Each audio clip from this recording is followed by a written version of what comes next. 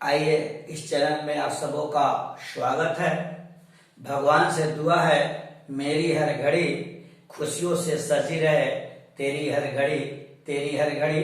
तो आज मुझे पढ़ना है बौद्ध धर्म के प्रवर्तक, बौद्ध धर्म के मसीहा महात्मा बुद्ध का जब परिनिर्वाण हो गया तो उनके शिष्यों के मानस पटल में यह बात जागृत हुई कि एक बैठक कराया जाए ताकि महात्मा बुद्ध के उपदेशों को देश विदेशों में भी फैलाया जाए तथा जन जन एवं घर घर पहुंचाया जाए। इसीलिए महात्मा बुद्ध के शिष्यों ने संगीति की, जिसको हम बौद्ध संगीति के नाम से जानते हैं। संगीति का अर्थ होता है संग संग गाना या मिलजुल करके गाना। आप आगे जाएंगे तो आपसे छोटी छोटी परीक्षाओं में छोटी बातें पूछी जाती है और बड़ी बड़ी प्रतियोगी परीक्षाओं में बड़ी बड़ी बातें पूछी जाती है। इसलिए हमको याद रखने की जरूरत है कि बौद्ध संगीति का अर्थ है संग संग गाना। तो प्रथम बौद्ध संगीति कहाँ हुआ, तो कब हुआ, तो 483 ईस्वी पूर्व में।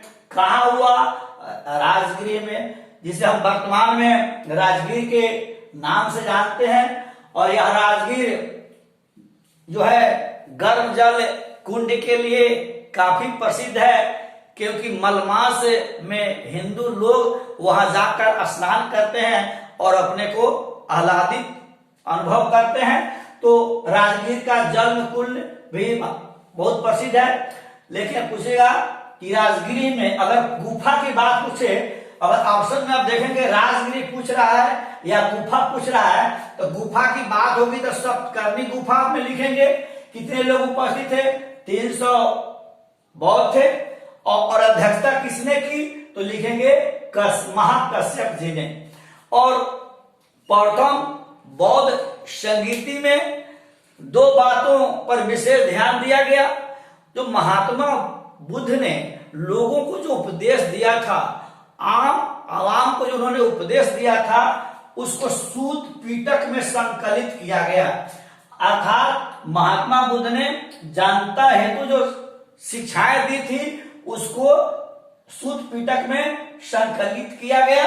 और संकलित करने का काम किसने किया था, आनंद ने किया था। और विनय पीटक जो है, इसमें शिष्यों को जो उपदेश उन्होंने दिया था, उपदेश संबंधी जो बातें थी शिष्यों को, उसको विनय पीटक में संकलित किया गया। तो सूत पीटक में आम जनता को उन्होंने शिक्षा दी, उसकी बातें थी। इसका संकलन करता कौन हुआ, आनंद। और विनय पीटक में कौन बातें थी, जो उन्होंने शिष्यों को अपना उपदेश दिया था, वह विनय पीटक में है। और इसे संकलन का श्रेय किसको जाता है, उपालि को जाता है। अब है द्वितीय बौद्ध संगीति। प्रथम बौद्ध संगीति के ठीक 100 वर्ष बाद अर्थात 383 ईस्वी पूर्व में द्वितीय बौद्ध संगीति की बैठक कहाँ हुई, वैशाली में। जब वैशाली की बात आवे, जब भी आपको वैशाली की बात आवे, तो आपके मानस पटल में यह बात होनी चाहिए कि अगर गणतंत्र की कहीं स्थापना हुई तो सबसे पहले गणतंत्र की स्थापना कहाँ हुई, कहाँ हुई, कहाँ हुई, गणतंत्र का है या प्रजातंत्र का है, स्थापना कहाँ हुई, वैशाली में। और द्वितीय बौद्ध संगीति जो हुई, उस समय वहां का शासक कौन था, कालशोक था। कौन था, कालशोक था। वह किस वंश का था, शिशुनाग का। काल जानने की जरूरत है, वह किस वंश का था, तो शिशुनाग। अध्यक्षता किसने की, सर्वकामी ने। अध्यक्षता किसने की द्वितीय बौद्ध संगीति की, सर्वकामी ने। और उस द्वितीय बौद्ध संगीति में कुछ लोग बट गए। महासंघी को ही सर्वास्तिवादी कहते, दोनों एक ही चीज हुआ। तो ये लोग चाहते थे कुछ परिवर्तन हो। ये लोग चाहते थे कि महात्मा बुद्ध ने जो उपदेश दिया है उसमें कुछ परिवर्तन हो। लेकिन स्थविर या थेरावादी थे, वे महात्मा बुद्ध के विचारों में या सिद्धांतों में कोई परिवर्तन नहीं चाहते थे। अगर नहीं दिमाग में बात बैठे तो अस्थविर माने समझ में ये लोग अस्थायी था। थेरावादी माने किसी थेरावादी की जो होते हैं जो टस मस थू थेरावादी है। अस्थविर या थेरावादी से स्पष्ट हो जाता है कि ये लोग महात्मा बुद्ध के द्वारा दिए गए उपदेशों या सिद्धांतों को किसी प्रकार का परिवर्तन नहीं चाहते थे। तृतीय बौद्ध संगीति कब हुआ? 251 ईस्वी पूर्व में। कहा हुआ? पाटलिपुत्र में, जिसे वर्तमान में हम लोग पटना के नाम। क्या कहना है? जिसे हम लोग या अगर पटना की बात आवे तो पटना लिखेंगे, लेकिन अगर नगर की को बात आवे तो याद रखने की जरूरत है अशोक राम नगर। उस समय सम्राट कौन था? अशोक था। और हम जब अशोक की बात आवे आपको याद रखने की जरूरत है कि वह मौर्य वंश का था। इसकी अध्यक्षता किसने की थी? मोगलीपुत्र तीस ने की थी। और इसी तीसरी बौद्ध संगीति में अभिधम्म पिटक का संकलन किया गया। तो प्रथम था सूत पिटक, विनय पिटक और तीसरा हो गया अभिधम्म पिटक। अब ये क्या होगा? इसको हम लोग कहते हैं त्रिपिटक। क्या कहते हैं? त्रिपिटक। आपसे पूछता है बड़ी इंपॉर्टेंट क्वेश्चन, त्रिपिटक क्या है?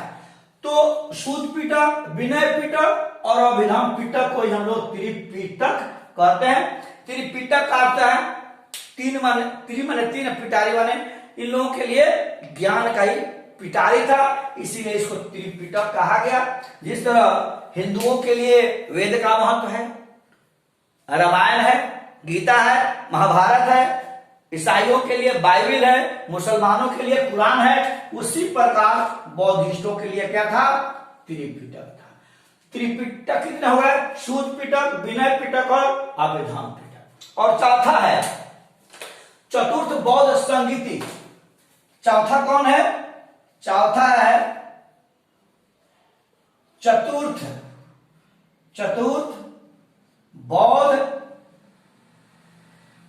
बौद्ध संगीति। याद रखने की जरूरत है। चतुर्थ यह कहा हुआ? यह हुआ कुंडल वन में। कहा हुआ? कुंडल वन। कहा हुआ? कुंडल वन। कुंडल वन कहाँ है? तो लिखेंगे कश्मीर में। कश्मीर समझ लेंगे। कहाँ था? कश्मीर में। शासक कौन था? तो कनिष्क था। शासक कौन था? कनिष्क था। जब भी कनिष्क की बात आवे तो कुषाण वंश को हमको याद रखना है। कुषाण वंश याद रखें। इसका शासन काल कब से कब तक था? तो लिखेंगे 120 ईस्वी से 144 ईस्वी तक। और इसकी अध्यक्षता किसने की? अध्यक्षता जरूर याद रखेंगे। अध्यक्षता किसने की?